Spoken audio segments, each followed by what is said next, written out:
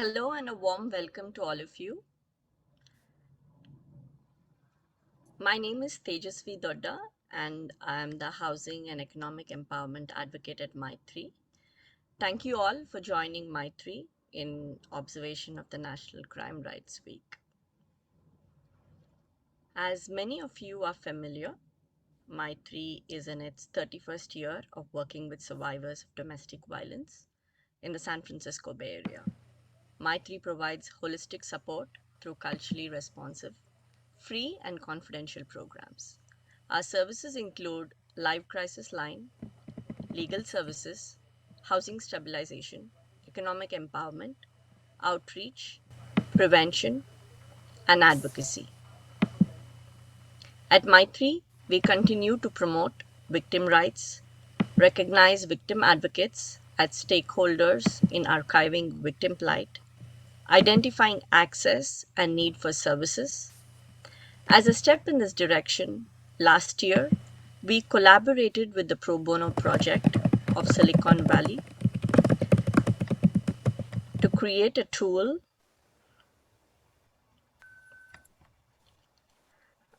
I see that some of them can't hear. Can you all hear me? I can. Okay. Okay. Thank you. A step in this direction, last year we collaborated with the Pro Bono Project of Silicon Valley to create a tool in a question answer format to support immigrant survivors navigate the criminal justice system. This tool was basically an attempt to provide more information for immigrant survivors to understand their many rights, choices, and decisions that they can make during their interaction with the criminal justice system. Majority of our clients are first generation immigrant women from South Asian countries. Last year, Maitri served 725 survivors with our crisis and support services. Among these clients, there is one unique group that may be most vulnerable: individuals who've been abandoned by their spouses in South Asia without any means to get justice.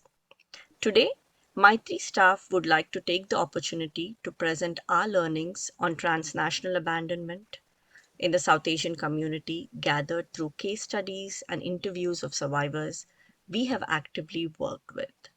Joining us today are Shailaja, Mahavadi, Helpline Advocate at Maitri, Shabana Ansari, Legal Advocacy Coordinator at Maitri, and Zakia Afrin, our Director of Survivor Advocacy. Please note that this session is being recorded and live streamed on Facebook. And now I'd like to ask Zakia to step in and take the conversation forward.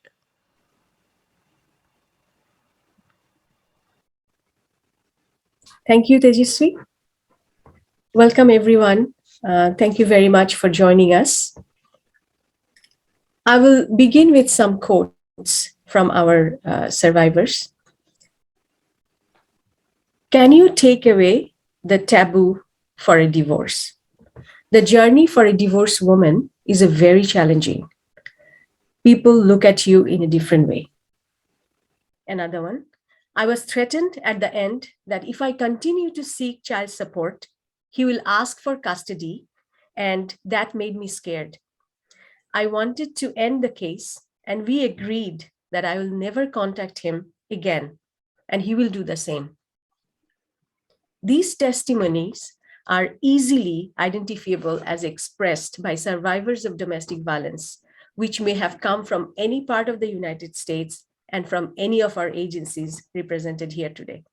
What sets them apart is an additional layer of vulnerability brought on by a toxic combination of migration in a marital relationship. These were some of the quotes we noted while interviewing survivors who have been transnationally abandoned by their spouses. For many years now, for as long as Maitri existed, we have worked with this marginalized group in the truest of sense. Within the small and mighty movement in the US, serving immigrant South Asian individuals, transnationally abandoned spouses are often the most neglected in policymaking spaces, as well as most affected by lack of resources. Maitri has defined transnational abandonment almost by instinct and worked with both forms it may take, as explained by the pioneer in our field of this discussion, Shamita Dasgupta. The first form, abandonment of married women by husbands who may already be migrants or migrate after marriage and leave the spouse without financial means and or prospect of any reunification. They just simply disappear. The second form is where spouses who live abroad are taken by force or false pretenses and deserted in home countries without immigration options. Children come into play as victims in both these situations frequently.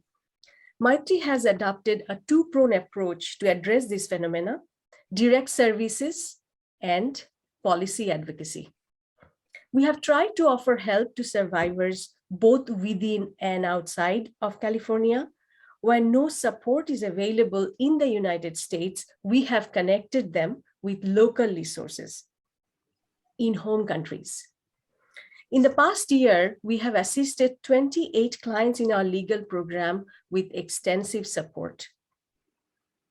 Yet, there have been many for whom we were not able to provide any resource or even some hope. While direct services at Maitri focus on crisis intervention and securing rights after domestic violence has occurred, our policy advocacy addresses structural abuse affecting immigrant population of color, which make them excessively vulnerable to abuse and consequences of familial violence. We have identified transnational abandonment related reform as one of our policy priorities and have engaged in concerted efforts for some time. As recently as October of last year, we had discussion events with the ambassador of Nepal and embassy personnel from the Indian consulate. We discussed with them how we can collaborate to address this situation both in the United States and in home countries. Today, on the occasion of National Crime Victims' Rights Week, my colleagues and I want to share our findings of a small project focused on these transnationally abandoned spouses we carried out between 2020 and 2021. The Victims' Rights Advocacy Project, the main topic for today, was made possible by a generous grant by the Santa Clara County's Office of Gender-Based Violence Prevention. While the major focus of this project was getting the survivors of Santa Clara County to share their experiences while they participated in various system-based reforms, we included a segment to look at transnationally abandoned survivors in Santa Clara County and elsewhere. Maitri advocates Shabana, Ansari, and Shailaja, Mahavadi, myself, we took part in this process. We conducted in-depth interviews with 10 survivors who have been abandoned by their US resident spouses. For the interviews, we asked a set of questions that dealt with family involvement in marriages, red flags during courtship, consent for intimate physical relationships, prior events leading to abandonment, available assistance, and needs that went unmet. Our interviews involved clients from 2 South Asian countries and conducted in 4 languages: Bangla, Hindi, Telugu, and English. The abandonment occurred in various forms. Some of them I just want to mention for you. Spouse canceled their visa petition. Spouse hid their green card or visa papers. Spouse filed for divorce in the US after survivors was forced to leave and served them in South Asia. Spouse brought US citizen back to the US and mother cannot travel because she has no visa. Spouse took survivor to South Asia under false pretense that they're visiting and left her in the home country without documents. Spouse took child to South Asia with him, forcing the other parent to return, knowing she will not be able to come back because of immigration status. Survivors interviewed have received direct services from Maitri, legal assistance, legal advocacy, representation in divorce and custody matters, financial assistance, peer counseling, mental health evaluation, and immigration assistance, among other things. Survivors also include women who are not able to address these situations in any way and continue to live in the home countries with their children. Now, I would turn to Shabana to share one client story which we have taken from the 10 interviews for different aspects from 10 people's lives. Shabana. Thank you, Zakia. Good afternoon, everyone, and thank you for joining us today. My name is Shabana Ansari, and I'm a legal advocacy coordinator at Maitri. And today I'll be sharing a composite of survivors that we interviewed earlier last year. Tina, 32 years old, completed her master's degree and had a nice and settled job. There was a news ad about an NRI looking for a girl to get married. Tina's family went ahead and met the family. The prospective groom came and she was able to meet him twice before the marriage was finalized. Tina shared that the one thing that made us go ahead is we were from the same caste and my parents thought that would work. I was so excited and also nervous, but everyone was happy, so I went ahead. Tina shared that they did not know much about his family, but trusted the way they presented themselves. The first red flag was when they asked a gift for everyone in his family, saying that it is a shagun, meaning good omen. The marriage occurred according to the religious personal law. During the marriage, they expected us to serve their guests while they were traveling from one city to the venue, and we were asked to pay every time they stopped for tea, snacks, food, etc. Tina was not able to talk to him much before marriage as there was never a private space that they could find and talk, and everything was happening very suddenly. When we asked Tina if she was willing to get married, her reply was, "I'm not sure. I did feel a lot of pressure as I was 32 years and all younger cousins were getting married. I guess I said yes because of the pressure. I reluctantly agreed." The marriage, as she describes, there were emotional, financial, and sexual abuse. The spouse was very controlling who I'm talking to, where I'm going, what I'm doing. I was promised that I would come to the US soon after the marriage, but I had to wait for a long time before he could send me a visa. I was also promised before marriage that I could continue with my education, but all those promises went away soon after the marriage. During her short stay in the US, she was using her own credit card. Her spouse would not give her any money. She did not know how to drive, and he never helped her find driving lessons to learn. She did not have any social life. There were lots of rules, even how she has to make tea and later wash the utensils right away. She described it as very suffocating, and she felt that she couldn't breathe. She was a working woman, had a nice, well paid job, that was asked to leave on the promise that she can come and continue her education, when in fact, she was treated as slave and was asked to do all the household chores. The abuse kept increasing every day, and one day it reached the level that she had to escape and seek shelter at neighbor's house. Somehow she managed to call the police, and her father came from home country and brought back. But as she described, I never spoke to anyone about this and avoided talking. Tina said she did not leave her home for 3 to 4 months and was in acute shock at what all has happened. As Tina said, he never called and said sorry. Her wedding gifts were also taken away and never returned to her. When spouse filed a case in California, she reached out to Maitri, and Maitri connected her with family law's attorney. She was able to get some spousal support. Tina filed few cases in her home country, but nothing has moved and cases are still pending. When we asked how she wanted the situation to be handled, she said, "I just wanted him to communicate and do some closure. I never got closure." As she said, that people from South Asia are not aware about the California laws. These men come, get married, abandon the wife, and file for divorce in US and California. Divorce is a taboo, and the journey for a divorced woman is very challenging. People like me should get some compensation for the way we were treated and cheated. It is a very difficult situation, and I wish that the government help us.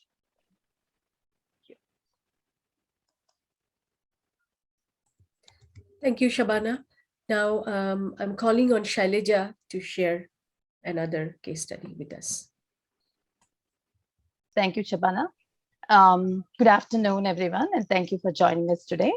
My name is Shailaja Mahavadi, and I'm the helpline advocate with Maitri, working here for the past 7 years. I'll be sharing a composite of survivors that we interviewed earlier last year. Missy, a 30-year-old pursuing a master's in fashion designing and also working as an accountant in her home country when a US alliance came. The prospective boy was her cousin's best friend. Everyone liked him except her dad, and she was not sure either. But due to the pressure from the entire family saying that the boy is handsome, has an excellent job in the US, and all the positive things, she agreed to marry him. But no one noticed the red flags as the boy was not talking much. Even if he spoke, he was looking at his mom's approval and saying what she was saying. But Missy thought that she's not going to live in the home country with his family. So this is temporary and she will be fine after she moves to the US. They talked about everything, like Missy pursuing her higher education, working, and doing things which interest her. The boy's family and the boy agreed for everything. One thing she was very uncomfortable with was the demands they put during the marriage, like dowry, jewelry, and many more other things. But the family was not hesitating to give in to their demands because the boy had a lot of positive things and they saw that the family is also very nice. The marriage took place within 2 weeks of seeing the boy, and the boy left for the US within a few days. She stayed back with in laws and saw the actual abusive nature of the entire family. The mother in law and the father in law both treated her like a maid and started calling her names. She was very upset, but could not tell anyone because of the shame the family might face. She convinced herself that she will be leaving and not staying with the in laws, and this is all for a short time. Soon she left for US and landed in California, and the husband came to the airport to pick her up, and they both came home. It was a nice marriage for 1 week, and the abuse started. She realized that the husband is just like her in laws. He was not letting her do anything properly, calling her very bad names, telling her that he married her so he can have someone at home to be like a maid and do what he wants her to do. The verbal abuse became physical and sexual too, and a lot of financial control. The abuse was increasing day by day, and she could not endure anymore and wanted to call the police for the help. But soon she found out that she was pregnant with her first kid. The abuse became worse, and the time went on. He forced himself, saying he wants to have another kid, so she cannot escape him at all. All of a sudden, he started behaving very nicely and slowly coerced her to go to home country with her expired H4 papers, saying he will have them stamped in the home country. They all traveled back to their home country, and within 2 weeks, he flew back without informing her anything and with all the kids and her documents. He then started threatening her that he will file a case on her for child abduction if she does not send the kids back to US with his parents. Finally, she came to know about Maitri and called the Maitri helpline.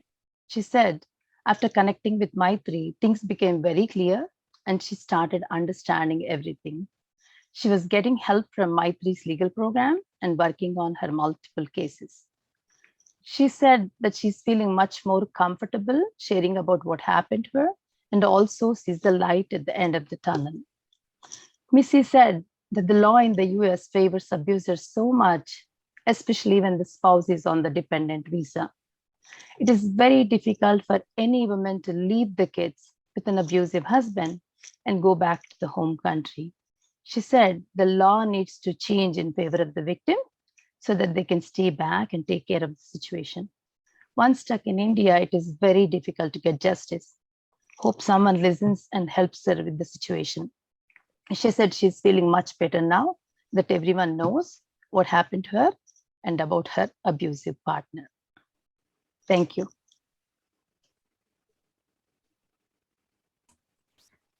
Thank you, Shailaja. Most of these narratives are heartbreaking. And for the most part, it shows us the picture of a justice system that is so removed from the realities of many immigrant lives and how they define justice. However, for our immediate audience of this research project, we were able to come up with some recommendations that came through the interviews, and we forwarded that to the people that can make some changes in our, at least in our county. So I'm going to share those recommendations that we forwarded to the county with you here. Encourage culturally responsive community-based intervention models for specific immigrant groups.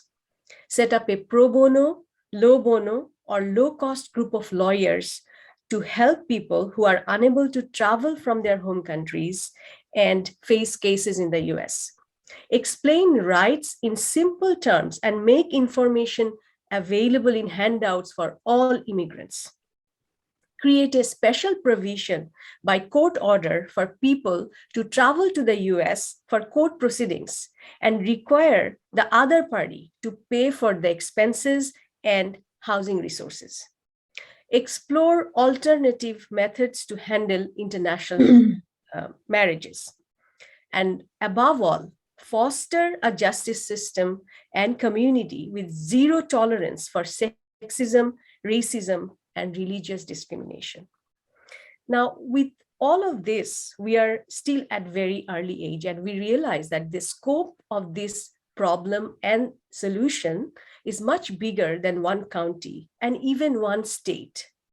It is an international problem. So we need everybody to be on the same page. We need many more collaborations and partnerships. And hopefully, as we move forward with some thought out process on how we want to address it, we will find you with us and brainstorming and coming up with strategies to help this group of survivors. I'll rest here. I'll give it back to Tejeswi. Thank you. Thank you, Zakia. We will now be opening the space for comments.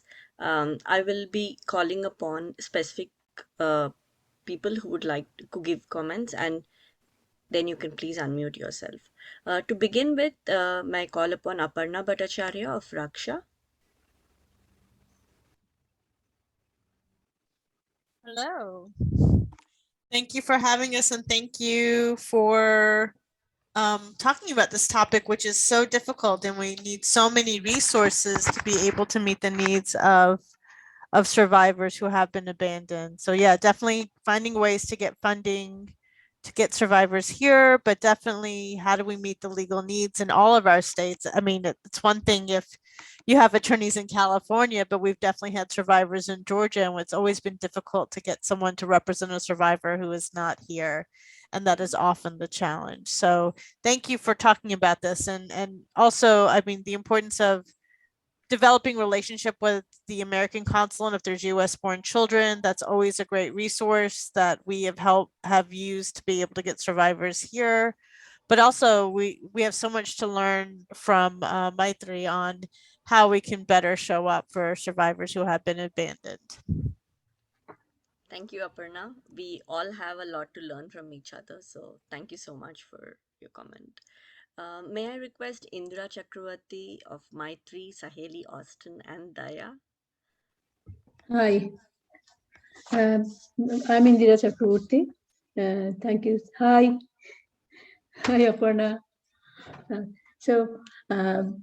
I'm listening to this, and the first thing I would just say that what Zakia said, that everybody needs to be in the same page.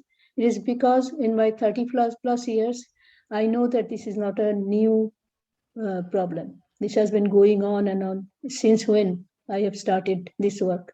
So we have to kind of collaborate together and get some policy that we can follow through, maybe interstate if needed. And we have to, and also find the lawyers who can help, because this is not just a problem with South Asian victims. It's a national problem. no lawyer that she can afford. So if we could, figure out a way to go to the lawyers and find lawyers who can help with like no pro bono or low bono, that will be really great. And another thing that I personally think is very, very important, that number one importance is community awareness. Not just here, it's actually more in the countries, old countries, that the parents and the girl who is getting married, there's not to be so hung up on get her married to a person who is in US and everything will be all right. And it's actually they need to understand that keep making her independent, be giving her the opportunity to be independent in her life is the number one thing, not marriage any which way. And also the laws are being written right now and to take care of everything, because the immigration system has a lot of holes through which these abusers can do stuff like that. But still, if the number one thing is, I'll go back to the root, where the parents and the family members and the social system that tells her that she has to believe him, she has to no matter he is the Lord and Master, and she is still there in the old, in our society. So that community awareness, that training, whatever we can do somehow or other, just to make the society understanding that this is just getting them married to a quote unquote foreign guy is not going to help her. It actually makes situations worse for them also.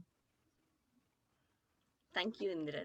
Thank you for sharing how you feel, and I feel that we all here today in this space agree with everything you said. And at Maitri, we've been doing a lot of advocacy work, and I'm sure that many other agencies who are working with South Asian demographics are doing the same. So we'll work as much as we can. Mm-hmm. Thank you. Thank you. May I call Dr. Nusrat Ameen of Daya to share her comments? Thank you for having me today. So when I started my journey in 2008 with Daya, the first case that transnational abandonment happened was where a border patrol officer who happened to be a South Asian brought this survivor to our office. And that's how I came to know that this happens. And she later, she lost her primary custody because the husband had gone home and brought back the children with him, saying that the school's going to open, and destroyed all the documents for her, as we all know. So she lost the primary custody, and she asked me, what was her fault? Why did she lose the custody? And that was the time that I started to think about transnational abandonment. I was with her at the court when the judge said, why didn't you come back in a week? Why did you have to stay back there for so long? So the courts also didn't understand the issue. So that made me think the first step, and being in academia, I know how policies work, is having those statistics. So we started to, document the transnational abandonment cases in our agency. Surprisingly, you'll know that in 2021, only last year, we had 17 cases of transnational abandonment. And, I don't need to say all the consequences that happens from this issue, because we all know that, the one that we are here. But the most important one is the legal consequences that are attached when someone is abandoned. And there are a lot of laws there. So when I was told about this discussion, I think that what we need to do is, number one, document, which we started to do, what we see and how we then advise or talk to the survivors to do in those cases, and then the prevention part, right? So what we see is a lot of the cases that Maitri just discussed and all others discussed, that, when they're, abandoned, and abandoned can happen in many ways. And one of the ways is, when they're taken back or left there, or when they're married there, never brought here, or, a person can go there and get married and never apply for. So different ways it can happen. Whatever way it happens, the legal consequences are far, far reaching. And that is when I started to make connection with the Indian consulate here, attorneys who are versed in the transnational abandonment issues, knows about both the laws in India, in other countries, especially India, because I didn't actually get any headway with other countries, but India. And also the research says that majority of the clients are from India. Manavi's research said 90% of the clients are from India and 10% are from other countries. This research have gone, I'm sure it has changed the demographics, but the majority is from India. So what I did was I wanted to understand the Indian, NRI issues, what are they doing? And I've learned that there are a lot of laws there. There are a lot of court decisions, to impound the abuser's passports if there is a criminal case against him. So what I do is I marshal the facts. I want to know what happened in the case, and then and try to help the clients in that perspective. So recently I've helped a client by giving a letter to the US consulate in Hyderabad, in India, and saying what has happened, and also quoting researchers, etc., about the transnational abandonment and what will happen in the consequence if she cannot come here, because she has a child here who's born, and the abuser had coerced her in going to India, and she would lose the custody. There's already a case pending in North Carolina. So so when I wrote this letter, fortunately, she's very thankful, and she showed her gratitude of how she could come here and fight for the custody of the child from here. I now have a client who's in a situation where she doesn't know, and most probably, as she says from last week's conversation, that the husband has already gotten the EAD, but she was age 4. So those are the cases where it becomes more complex for us to give a letter to the US consulate to give her a travel visa, because what I have seen in my clients in Daya is that I've been able to get a travel visa for the clients to come back here in the USA in the case where their documents were destroyed, etc. But most of the cases, the abusers were US citizens or the green card holders, and they were able to come here.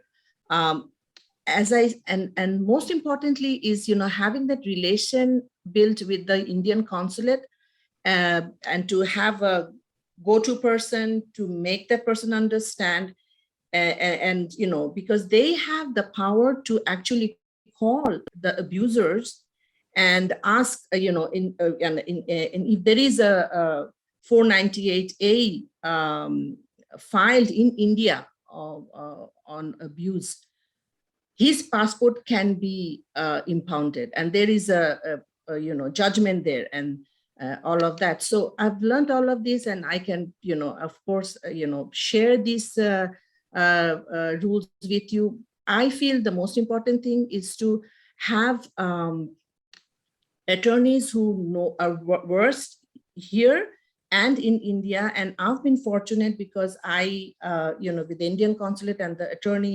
Indian attorney who is versed and has a connection with the External Affairs Ministry in India, because when you have a case and what I do is I tell my clients to file a case. When they have a case with they have to file a form in the External Affairs Ministry, and with that External Affairs Ministry's the filing number, they can reach out to the consulate here in USA, the Indian consulate, wherever they are located, for having the abuser come and if there is a pending case, they can impound or maybe make him liable to respond. And so that is one thing I've learned through this journey, and I wanted to share with you all, because it is not an easy journey for the survivors. And here we are so compassionate, want to help them through the journey. So whatever we know and however we were being able to help, if we can share with you all and you also share, we share with each other, we can get that, little hope to help these clients. And for the prevention part, we have been able to make a presentation to the law enforcement, to the judges about the transnational abandonment. And because this one thing that stuck to me was the first case where this client asked me what was her fault. Why did he lose the primary custody?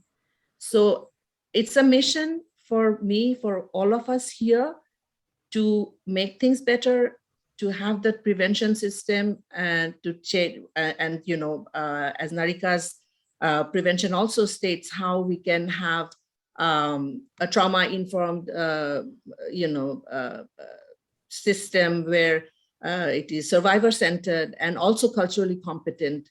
And that begins with the awareness.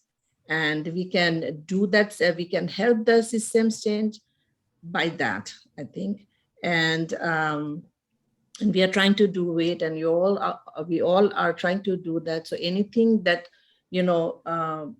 I can help you with connecting to the attorneys, I can do. And we can all learn from each other about the Indian laws, because there are a lot of new laws that's helping the NRI who are abusing the survivors. Thank you for having me here. Thank you, Dr. Nusrat. That was very insightful, and I think we all agree that we have to closely work with consulates here in the US and back home in India with the External Affairs Ministry and other countries where we can collaborate and find actual ways that we can help. A lot of times, a lot of clients say that they've gone to the NRI cell with the Indian government has set up, and there might be some challenges and barriers, and we totally agree. So whatever we can share, and I think we are looking forward to creating a listening session towards the end of this year to learn more from each other on what we're actually doing. So we'll definitely take everything you've shared with us. Thank you. May I now call upon Sarah Khan from APIGBV to share your comments. Hi, everyone. Yes, thank you. I am, well, congratulations to Maitri, more than 31 years. And also at the same time, I'm kind of a little sad. I still remember way back then when we actually, things that Nusrat was talking about, we at Maitri, I still say we with Maitri because I still consider myself a part of Maitri as an ex-staff person, started doing that, working with the consulates, working with, my gosh, I think it was the NRI Sabha way back in the early 90s when transnational abandonment cases started coming our way. And so I'm not going to preach to the choir and to all the fantastic organizations and folks on the call who are already doing this.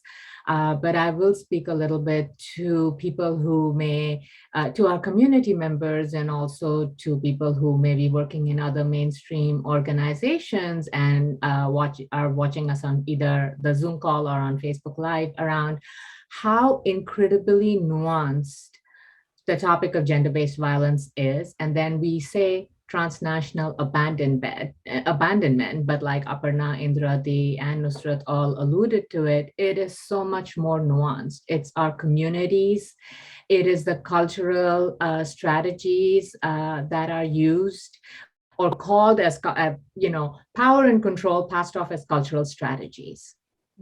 Those are some things that keep happening. And then how people deliberately, it's not like you fall into abusing someone. These are cases where people actually deliberately go looking for either financial gains, or in some cases, which we haven't really spoken about, is oftentimes people fighting community expectations and perceptions, or even family expectations around gender and sexuality. And so we've also had cases where people may be in the closet, get married, and then kind of torture their spouse and have them go back. And back in the days, it was like people didn't even know where their spouse was, like where they worked. And so then when you add on children and you add on taking away taking the kids, the threat of taking the kids away, or slapping, in one case, I think 19 years later, child kidnapping issues, makes you understand how much someone has to go through to even get a space into this, to come back here and to fight for their rights. Laws are laws. They're fantastic on paper, but depends on, I think India has some of the best laws written in, but the practice, the cultural practice of how it is taken care of is what matters. We keep on raising our children, or actually, let me say girl children, to be strong, stand up for themselves and speak up. But we also need the prevention side of it, as we also need to treat our boys and ask them to be the upholder of what it is that we are asking our women to be. It can't be just one side and then people have different expectations. Having said that, I think my call to action for all of us here is we all seem to be working piecemeal by piecemeal in our own states, and everybody has their own relationships with attorneys, with their consulate general, in terms of making sure that the client, the clients that we are working with find some sort of refuge. And it's not always about money. We've been working on cases where we talked about,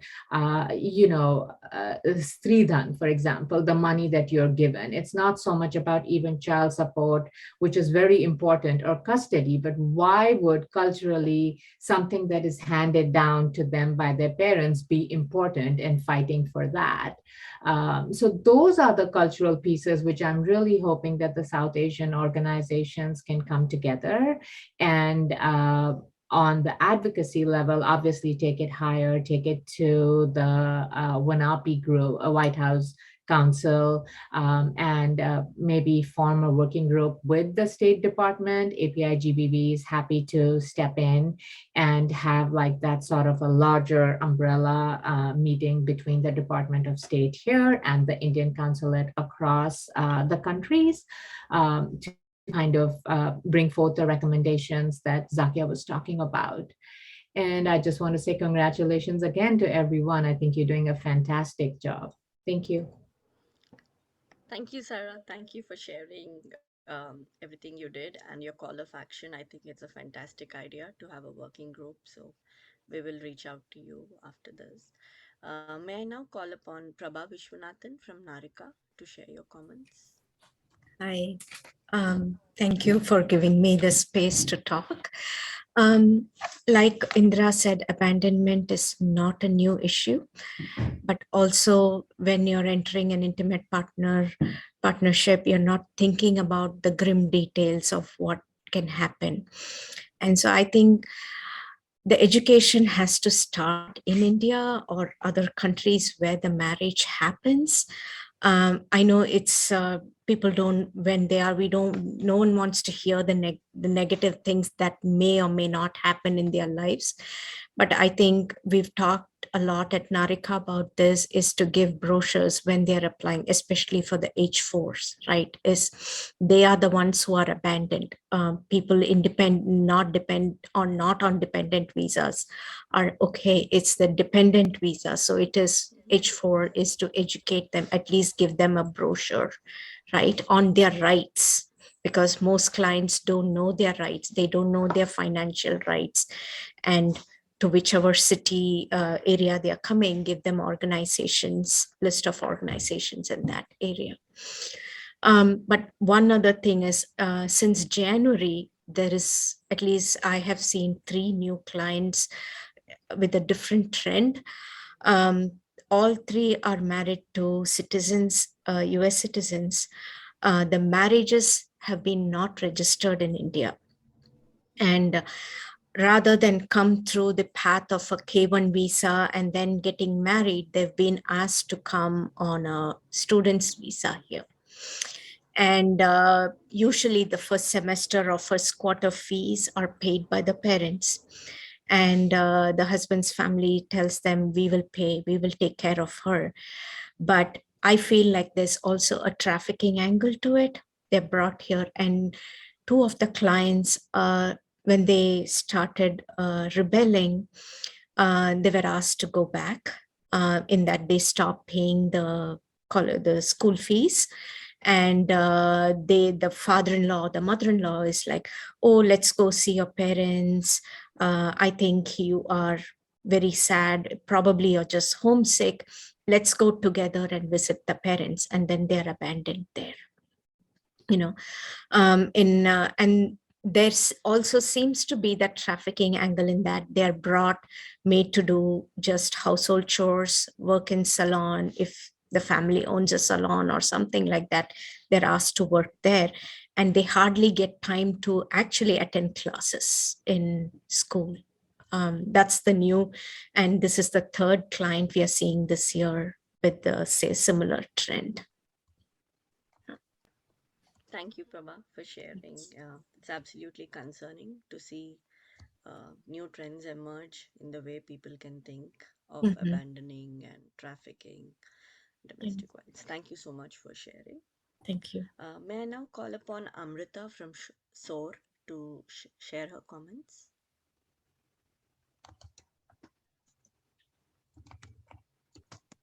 Hi, I was just silently listening. I don't have any prepared comments, except that I'm definitely absorbing from even our listening sessions to now to reading the incredible report that Zakia had shared with me, where these stories are actually documented as well as the recommendations in depth. And just as Sarah's speaking, I'm thinking, even Nusrat, what you said, how are we going to work together to address this? And I think there is like such a wonderful part to sharing the challenges, and just, sharing the trends, challenges, strategies. So doing that, but then also coming together and uplifting that work in national spaces like what Sarah was mentioning. And so SOAR, similar to APIGBV, I think is like here to support that, and continue to like create these spaces and bring all the other folks that aren't here into this space as well. And I think the last thing I'll say is I'd love for SOAR to help us think about how to create those shared networks of resources, of strategies, but of attorneys and pro bono and low bono support that can help all of us, especially as clients are moving across state, national, and international lines. And I know that there's probably a bigger network needed than even just our 30 or so organizations. So thank you for the work that you're doing and for having all of us here today. Thank you so much, Amrita, for attending as well as sharing and offering your support. Appreciate it.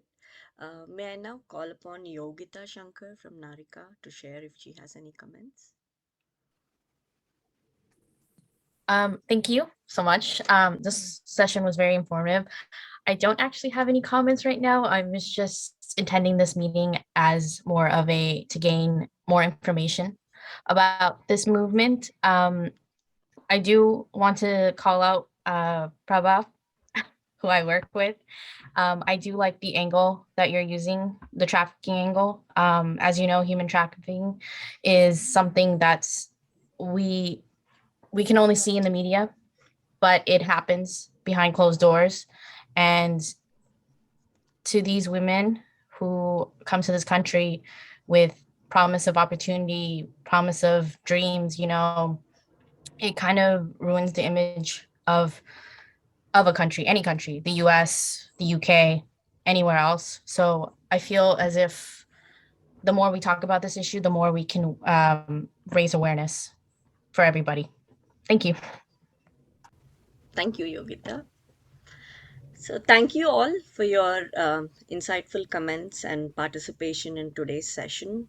As agencies and advocates for survivors, we all hold a unique responsibility and privilege of understanding and voicing the issues, especially transnational abandonment, and to invest in creating tools and support systems that aid a survivor's battle for justice. So let's all pledge our willingness to highlight this issue and continue with meaningful steps. APIGVB and SOAR have offered support to create a space, working space. We will definitely consider and take it forward. So if you have any more comments or collaboration requests in this area that you'd like to share, please, we'd love to hear from you. Email us at maitri@maitri.org.